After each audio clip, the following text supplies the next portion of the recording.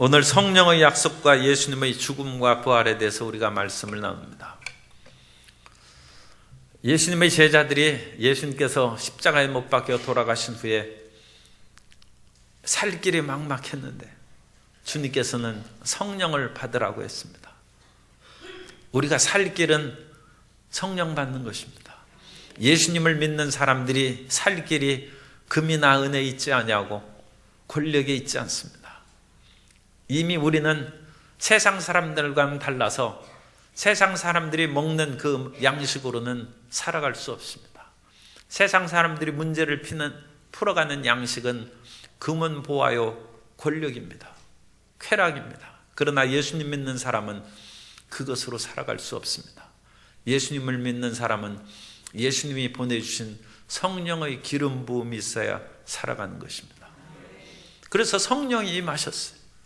그런데 성령이 임하시자 120명의 제자들이 밖으로 뛰쳐나가서 방언을 말하고 하나님을 찬양하고 그야말로 이 예루살렘이 조금 거친 표현으로 이 난장판이 됐어요. 갑자기 수백 명이 120명이니까 어쨌든 이 많은 사람이 뛰쳐나와가지고 예루살렘의 그 성안이 별로 크지 않습니다.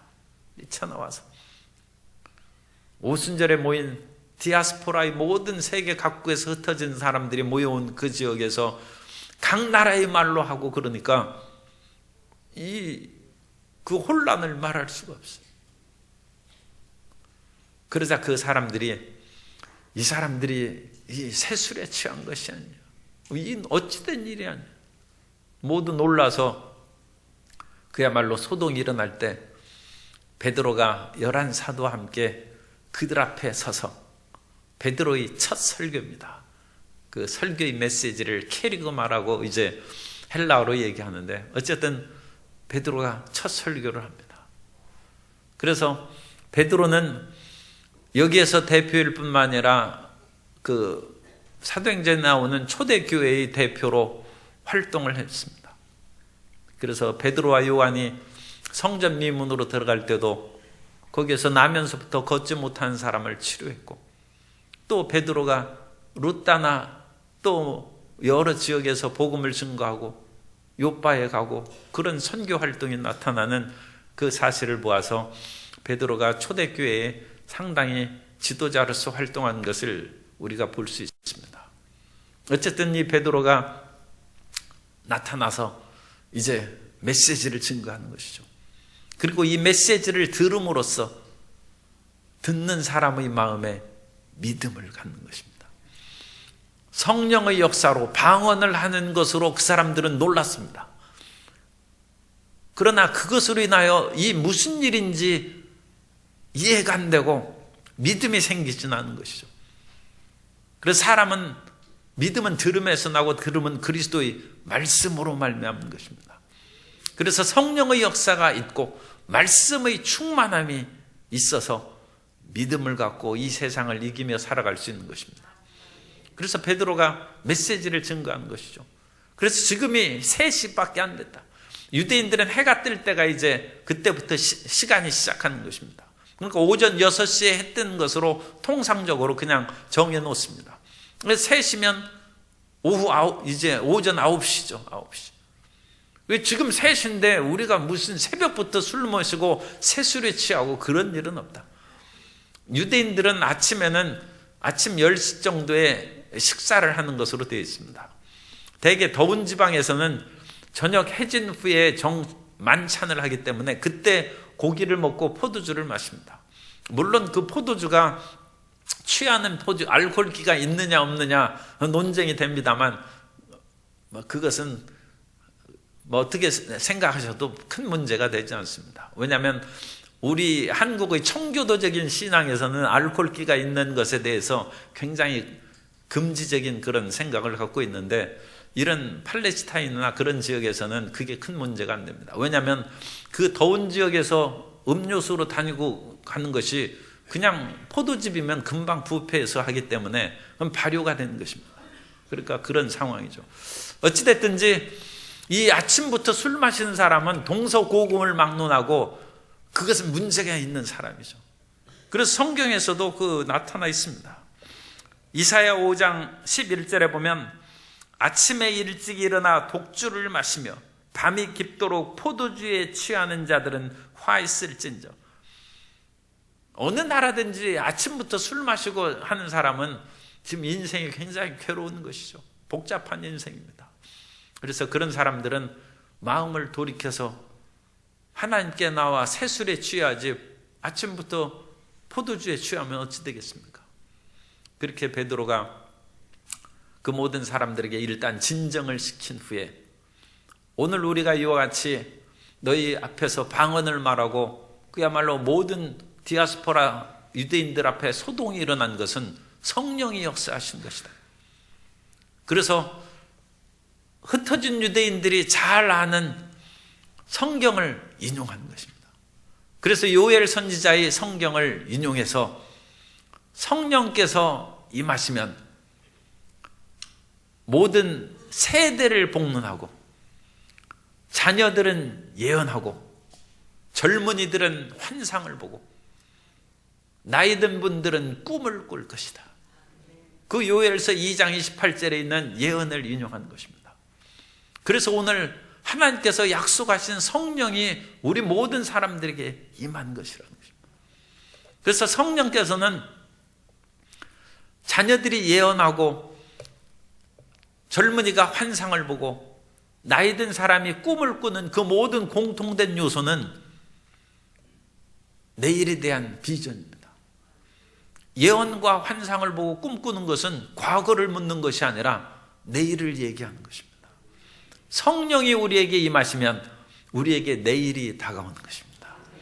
성령 충만함을 받고 과거를 들쑤시고 그런 것은 합당하지 않습니다. 주님께서는 우리의 과거를, 우리 죄를 하나님 앞에 자복하면 저는 밉보시고 의로우사 모든 죄를 사하시고 모든 불의에서 우리를 깨끗게 하신다고 그렇게 말씀하셨습니다. 그러므로 주님께서는 과거의 우리 죄를 다 청산하시고 우리에게 묻지 않습니다. 그러면 과거의 모든 죄를 덮어버리고 그 과거의 모든 죄를 바다에 던지신 후에 우리 마음 가운데는 내일에 대한 꿈이 있어야 되는 것입니다. 성령께서 임하셔서 나이에 상관없이 꿈꾸고 환상을 보는 건 예언한 다 마찬가지죠. 내일에 대한 기대와 소망으로 살아가는 모든 성도님 되시기를 예수님 이름으로 축원합니다. 그래서 우리는 옛날 것으로 인해서 계속 울고불고 하면 안 됩니다.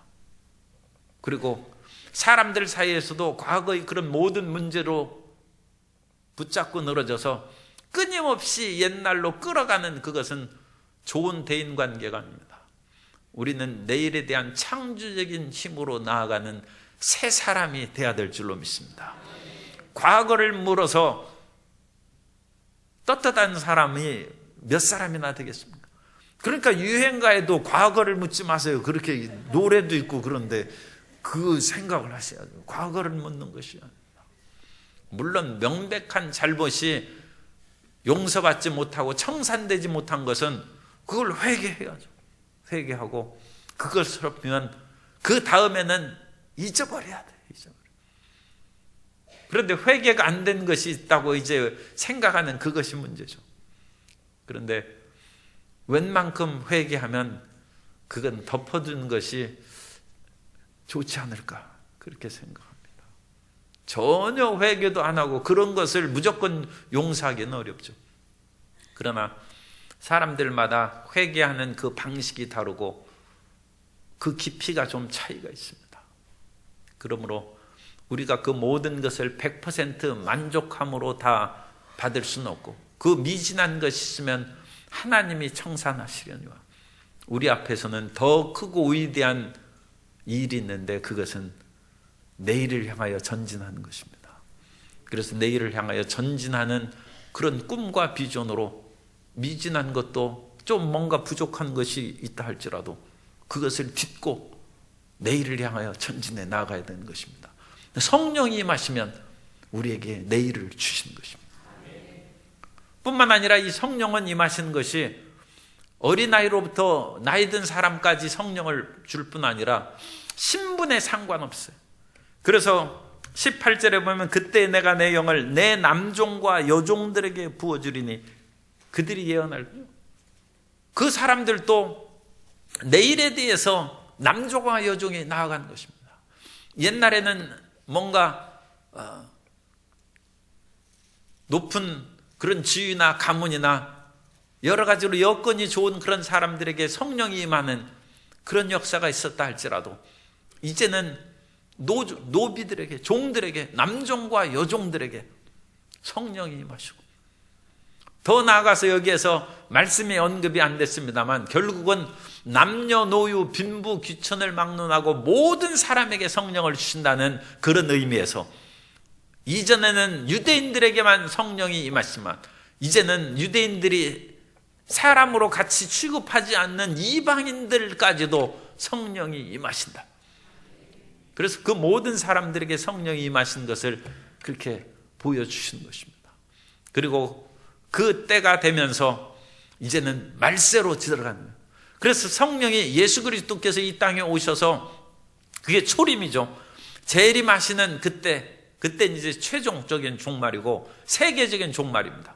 그러나 예수님께서 이 땅에 오셨을 때부터 이미 마지막 종말이 나팔이 분 것입니다. 그래서 이 종말의 때가 시작함으로 하늘과 땅에 기사와 징조가 나타날 것이다. 그런 요엘의 예언이 성취되었고, 그 예언의 성취대로 오늘 우리가 성령의 충만함을 받고 방언을 말하는 것이다. 그리고 이와 같은 마지막의 종말의 위험 속에서도 살아날 길이 있는데, 그 살아날 길은 주 예수를 부르는 것입니다. 누구든지 주를 부르는 자는 구원을 받으리라. 주의 이름을 부르는 자. 그러면 주의 이름을 부르는 것이 무엇입니까? 주의 이름을, 예수님 이름을 부르는 것이 무슨 뜻이에요? 예수님께 기도하는 것입니다. 주의 이름을 부르는 것은 주의 이름으로 기도하라는 것입니다. 기도하라. 그래서 이와 같은 어려움과 종말의 그런 힘든 일이 다가올 때 끊임없이 깨어서 기도하는 성도 여러분 되시기를 주님 이름으로 축원합니다. 누가복음 21장 36절에 보면, 이러므로 너희는 장차올 이 모든 일을 능히 피하고 인자 앞에 서도록 항상 기도하며 깨어 있으라 하시니라. 마지막 종말에 대한 예수님께서 우리에게 가르치신 말씀입니다. 이 모든 환난의 어려움이 다가올 때 능히 피하고 인자 앞에 서도록 항상 기도하고 깨어 있으라는 것입니다. 우리 옆에 분에게 항상 기도하고 깨어 있읍시다. 그게 주의 이름을 부르는 거예요. 또한 주의 이름을 부르는 것은 예수님을 믿는 것이 주의 이름을 부르는 것입니다. 로마서 10장 13절 이하에 보면, 누구든지 주의 이름을 부르는 자는 구원을 받으리라. 그런즉 그들이 믿지 아니하는 일을 어찌 부르리요?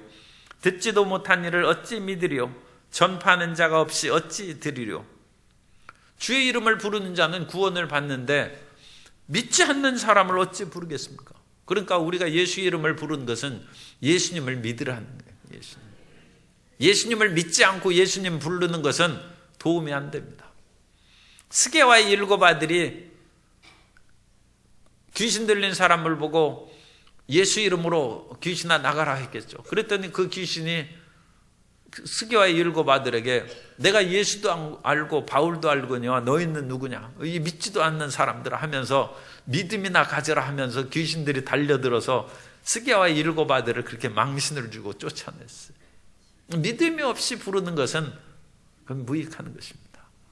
그래서 주의 이름을 부르는 것은 믿음으로 부르라는 것이고, 예수님을 믿으라는 것이고, 예수님을 믿음으로 깨어 기도하라는 것입니다. 그래서 주의 이름을 부르는 자는 주님께서 구원하시고 그 기도에 응답하시고 흑암의 세력으로부터, 또 요한계시록에도 보면 그 모든 재앙 가운데도 이마에 인친 자들을 주님께서 지켜보아라고 했습니다. 그럼 우리가 기도하고 깨어 있으면 환난과 역경 가운데서도 우리를 지켜주실 줄 믿습니다. 그래서 성령을 이와 같이 우리가 받고 요엘 예언자, 선지자의 그런 예언처럼 오늘 우리가 그 예언이 성취된 것이다. 그러면 그 예언이 어떻게 해서 성취됐느냐? 그것은 하나님께서 보내신 자 예수 그리스도로 말미암아 그 예언이 오늘 우리에게 성취된 것이다. 그래서 베드로는 22절 이하에서 이 모든 예언의 성취는 그리스도의 죽음, 사역과 죽음과 부활에 대한 성취다. 그러니까 성령이 우리에게 임하시려면 우리가 예수님을 믿어야죠. 그럼 예수님을 믿는다는 것은 성령께서 우리 안에 거하실 수 있도록 우리 죄가 사함을 받았다는 것을 믿는 것입니다. 그럼 우리 죄가 어찌 사함을 받습니까? 예수님이 대신 십자가에서 피 흘리셨기 때문에 사함을 받습니다. 논리적으로 이렇게 따지면 좀 복잡해지긴 하지만 우리가 근거를 얘기해야 돼요. 우리가 성령 받으려면 어떻게 받아요? 예수님을 믿어야 성령 받죠. 그럼 예수님을 믿는데 성령은 거룩한 영입니다. 그러니까 거룩한 영이 임하려면 우리 속이 거룩해야죠. 죄 많은 우리가 어찌 거룩해집니까? 예수님의 피로 씻음을 받아야죠. 그죠? 예수님의 피가 우리를 깨끗하게 합니다. 그건 깨끗하게 하는, 정하게 하는 정도가 아니라 거룩하게 하는 것입니다. 그래야 거룩한 성령이 임하시는 것이죠. 그러면 예수님께서 십자가에 달리사 피를 흘리사 우리를 씻으셔야 우리가 거룩한 것이고, 예수님께서 십자가에서 죽으심으로 우리 죄를 대속하셨습니다. 그리고 예수님께서 십자가에 달리사 우리 죄를 대속하셨다는 증거가 어디 있느냐? 예수님께서 모든 죄값을 청산하시고 죽음의 감옥에서 나오신 부활이 증거입니다. 지금 이제 베드로가 그걸 설교합니다. 그래서 예수님이 하나님의 아들로 이 땅에 오셔서 기사와 이적을 행하시고, 그런데 너희가 예수님을 믿지 않고 십자가에 못 박혀 죽게 하셨는데 그 죽으신 예수님께서 부활하셨고, 부활하신 예수님께서 승천하셔서 하나님 보좌 우편에 계시고, 하나님 보좌 우편에 계심으로 약속하신 성령을 우리에게 보내주셨고, 그 약속하신 성령을 우리가 충만히 받아서 오늘 우리 앞에서, 너희 앞에서 우리가 서 있다. 방언도 말하고 이와 같이 하나님의 영광의 역사를 드러내는 것이다. 그 설교를 지금 쭉 하는 거예요. 그래서 이 설교의 종결은 이제 다음 시간에 볼 것입니다만, 그 설교를 지금 진행하는데 22절에 보면 아는 바와 같이, 너희도 아는 바와 같이 하나님께서 나사렛 예수로 큰 권능과 기사와 표적을 너희 가운데서 베푸사. 이것은 사람들이 다 이제 알고 있습니다. 예수님께서 가나의 혼인잔치에서 물을 포도주로 바뀌었다.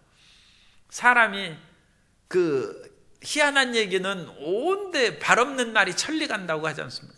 다 아는 거예요. 예수님께서 왕의 신하의 아들을 살리셨어요. 그런데 예수님께서 가서 안수하시지도 않고 가라, 내 아들이 나왔다 하니까 공간을 극복하고 공간을 초월하는 것이, 신하의 아들이 살아났어요. 예수님께서 시간을 극복하신 거예요. 과거에 어떤 그런 누적된 시간이 있어도 예수님께서는 시간의 주인이시므로 과거도 치료하십니다. 그래서 38년 된 병자를 치료하셨어요. 인간은 운명에 사로잡힌 사람들이 가끔 있어요. 나는 운명에 사주팔자가 나빠서 되는 일이 없다고 한다. 그런데 그것을 해결할 수 있는 길은 예수 믿는 것입니다. 그래서 나면서부터 앞이 안 보여요. 그래서 이게 누구 죄입니까? 그 부모의 죄입니까? 자기 죄입니까? 이제 복잡한 얘기가 되는데 하나님의 일을 나타내기 위함이다. 해서 실로암에 가서 시스람에 실로암 가서 눈을 씻고 밝은 눈으로 이렇게 왔어요. 운명을 극복하는 거예요. 예수님께서 물 위를 걸으셨어요. 자연을 극복하는 거예요. 인간은 물에 서면 빠지게 되어 있습니다. 인간은 중력의 법칙을 이길 수 없어요. 그러나 하나님의 4차원의 법칙은 중력의 법칙을 이기는 능력입니다. 죽은 나사로를 살리셨어요. 인간의 최대의 적이 죽음인데 죽은 나사로를 소생시킴으로 주님께서는 영원한 삶, 부활이 있다는 것을 표적으로 보이셨어요. 우리가 부활한 후에는 다시 죽지 않습니다. 그러나 나사로는 죽었겠죠. 그러니까 그것은 영원한 생명에 대한 하나의 증거로 이렇게 보이시는 것이죠. 이 수많은 표적과 기사를 행하셔서 예수님께서 하나님의 아들이시고 하나님이 보내신 자를 인 것을 너희로 알게 했다는 것입니다. 그럼에도 불구하고 유대인들이 법 없는 자를 통해서 예수님을 십자가에 못 박았다. 여기서 법 없는 자라는 것은 로마법이 아니라 율법을 말하는 거예요. 빌라도 총독은 율법을 안 믿죠. 그러니까 이 법 없는 자입니다. 그래서 이 법이라는 것은 유대인들은 성경의 법이 최고의 법입니다. 사실 그 당시에는 이미 로마의 성문법이 있었어요. 그러나 로마의 성문법이 무익한 것이죠. 왜냐하면 로마의 법에 의해서 예수님은 무죄하다. 그러나 예수님께서 무죄 방면되면 소요 밀란이 일어날까 두려워해가지고 그냥 예수님을 십자가에 못 박으라고 내준 것입니다. 이 세상 법이라는 것은 그야말로 귀에 걸면 귀걸이, 코에 걸면 코걸이인 것이죠. 그러니까 너무 세상 법으로 좌절하지 말고 하나님의 법이 반드시 이루어질 것을 믿고 우유와 희망을 갖게 되시기 바랍니다. 예수님께서도 이와 같이 로마법에 의해서 율법이 없는 하나님에 대한 정의가 없는 사람에 의해서 십자가에 못 박혀 죽으셨다는 것입니다. 그러나 이처럼 억울한 일이 어디 있어요? 그러나 이 억울한 예수님을 하나님이 살리셨다는 것입니다. 세상에서는 이 죽은 사람을 못 살려요. 그래서 참 너무 안타깝고 고통스럽지만 그 망월동 국립묘지에 있는 사람이 억울하게 돌아가셨어도 이 살아나지를 못해요. 그러나 예수님 안에서는 다시 살아날 것입니다. 그래서 예수님께서는 무법한 자의 손에 이끌려 죽으셨지만 그것으로 끝나는 것이 아니라 세상에서는 그것으로 끝나지만 하나님의 나라에서는 안 끝난 것입니다. 그래서 예수님께서 다시 살아나신다는 것을 이제 증언을 해야죠. 그 베드로가 설교를 준비했다니까요. 여기에서 다윗의 시편 16편을 그것을 인용한 거예요. 그러니까 이것은 베드로가 열흘 동안 기도하고 성령의 그런 충만함을 받으면서 그리스도의 죽음과 부활에 대해서 깊이 묵상하고 하나님의 말씀을 준비하고 있었다는 것을 알 수 있어요. 그래서 베드로가 그 수많은 사람들 앞에서 메시지를 증거하면서 곧바로 성경을 인용하는 거예요. 무법한 법 없는 자들의 손을 빌어 죽었으나 하나님께서 그를 사망의 고통에서 풀어 살리셨으니, 그러면서 시편 16편에 있는 그 16편 8절 이하의 그 내용입니다. 이게 다윗의 시편인데 다윗이 그를 가르쳐 이르되, 여기서 그라는 것은 이제 예수님이죠. 그런데 다윗의 시편을 읽으면 이게 다윗이 자기 자신을 얘기하는 것이 아닌가 그렇게 읽을 수 있어요. 그래서 16편의 그 전반부에 보면 그것은 다윗이 자기가 고통 가운데 하나님 나를 건져 주셔서 하는 그런 기도 내용입니다. 그런데 후반부에 가면 그 내용이 조금 달라져요. 그 달라진 부분을 지금 얘기합니다. 그러니까 다윗이 열심히 지금 하나님 앞에 기도하다가 주님 저를 이 고통과 좌절에서 건져 주셔서 하면서 기도하다가 예언의 영이 임하는 거예요. 그래서 자기도 모르는 말을 하는 거예요. 그래서 시편 16편 8절 이하의 말은 다윗 자신에 대한 얘기가 아니라 그리스도에 대한 얘기라.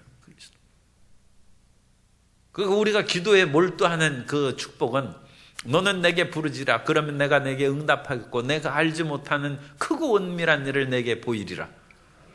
우리가 부르짖어 기도하면 예언의 영이 임한.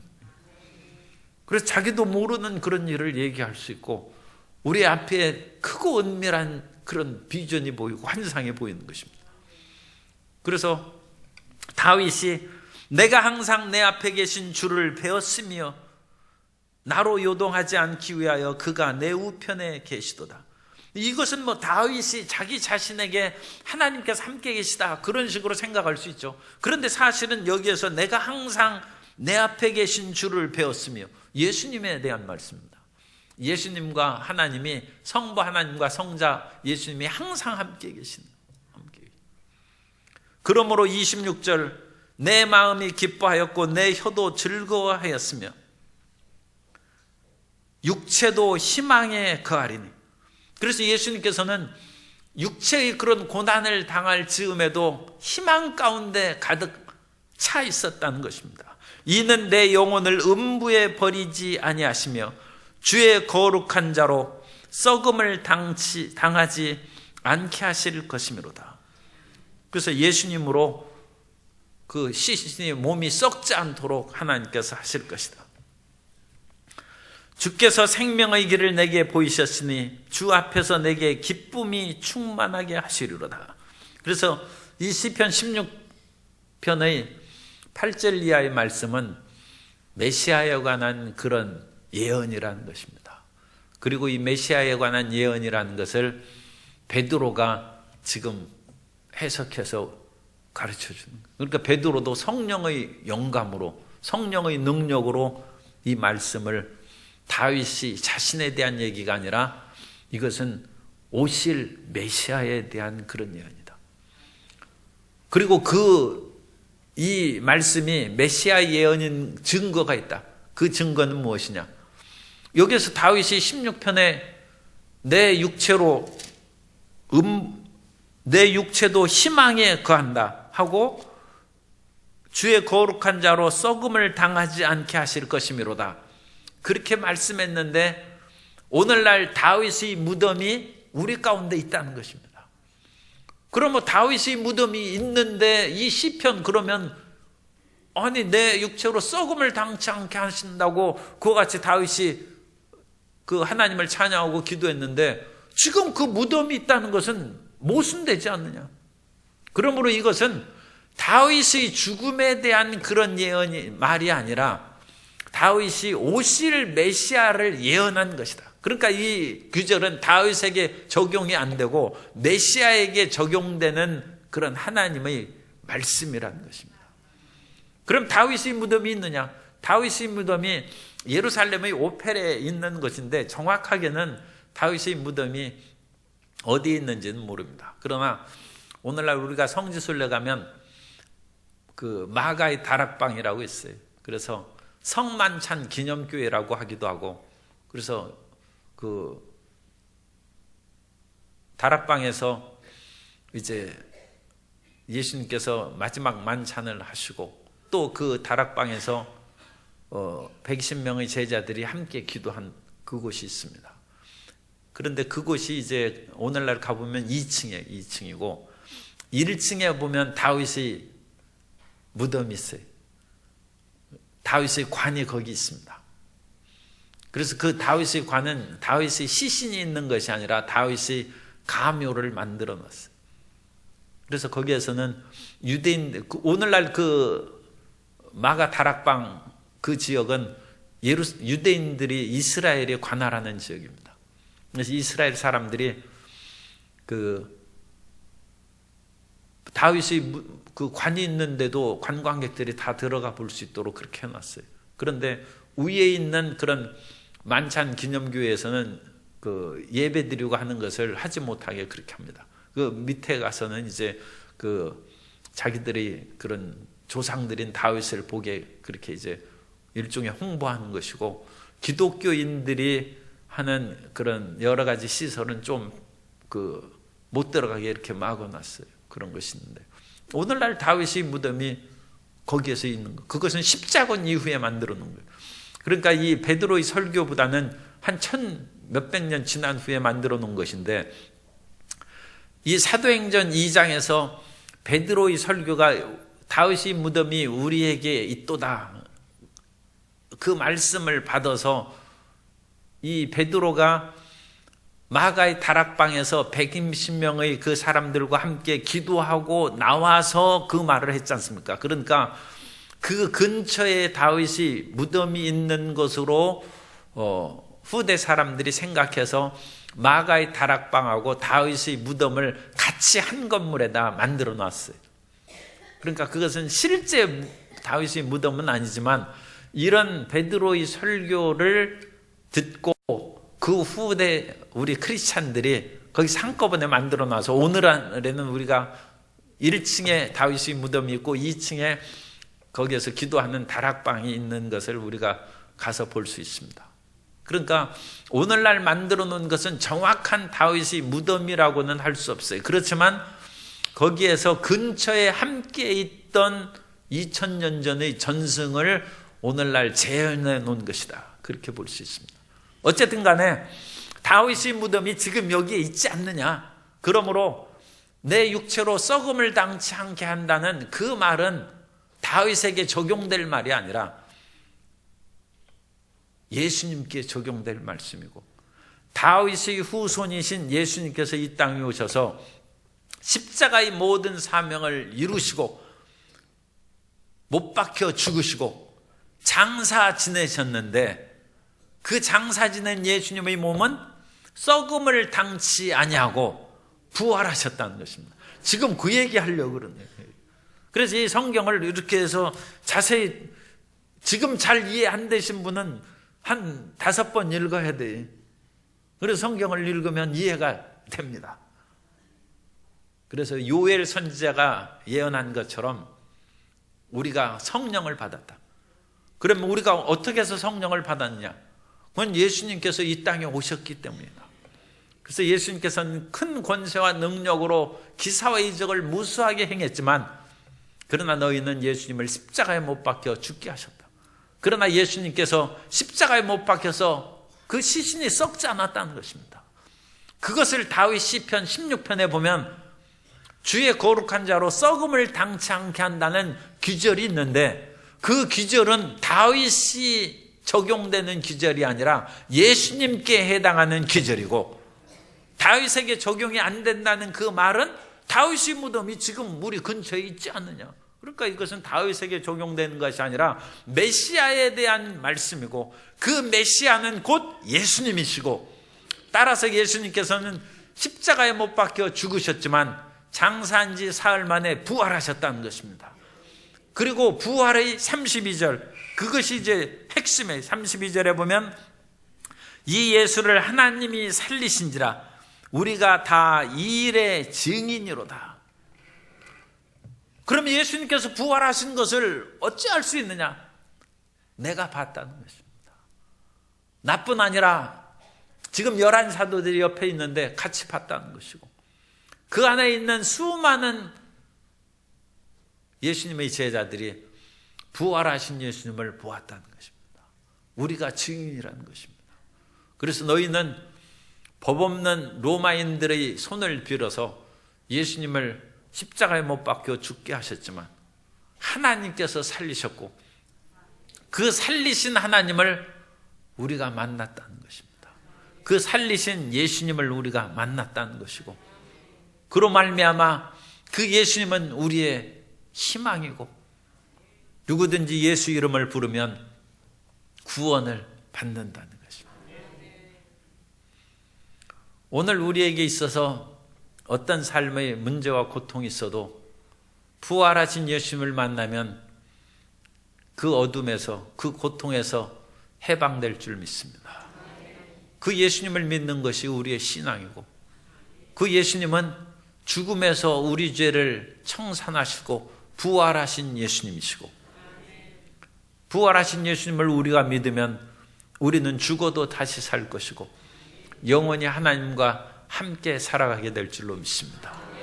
이런 근본적인 믿음이 우리의 심령에 충만하여서 세상의 여러 가지 일들로 낙심하고 좌절하지 말고 내 몸이 다시 살아날 것을 믿고, 죽음도 정복하신 하나님을 내가 믿고 사는데 지금 눈앞에 있는 질병과 삶의 여러 가지 잡다한 그 문제로 인해서 어찌 내가 낙담하겠는가. 용기와 희망을 가지자. 그래서 믿음으로 그 모든 여건을 극복하고 승리하는 하나님의 자녀가 되시기를 예수님 이름으로 축원합니다.